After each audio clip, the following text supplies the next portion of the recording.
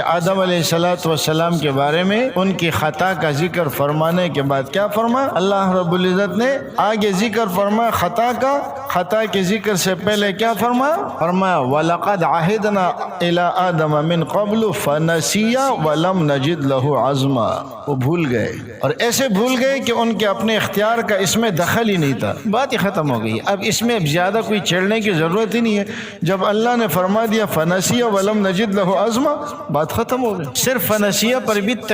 اکتفا نہیں فرمایا، بلکہ نسیہ کے ساتھ آگے اس کی تفسیر بھی بیان فرما دی وَلَمْ نَجِدْ لَهُ عَزْمًا، اور ظاہر ہے کہ نسیان کے اوپر کوئی پکڑ نہیں، اور شیطان کسی کو نسیان کرا سکتا ہے، بھلا سکتا ہے، جیسے وَمَا أَنْسَانِيهُ إِلَّا الشَّيْطَانُ أَنْ أَذْكُرَهُ، شیطان نے مجھے بھلا دیا۔ کبھی یہ ہوتی ہے کہ اجتہادی خطا میں یہ ہوتا ہے کہ آپ یہ سمجھتے ہیں کہ یہ حکم اللہ کے منشا کے مطابق ہے، لیکن بعد میں پتہ چلا کہ وہ تو